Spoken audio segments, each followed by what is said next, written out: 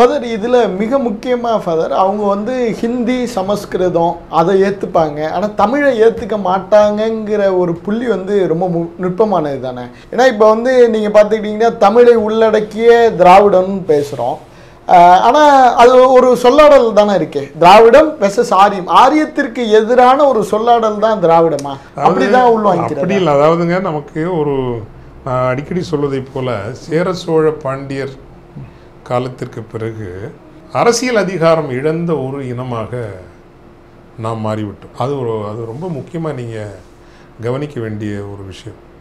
தொடர்ந்து நாம் அந்நியர்களினுடைய ஆட்சியில் தான் இருந்திருக்கிறோம்.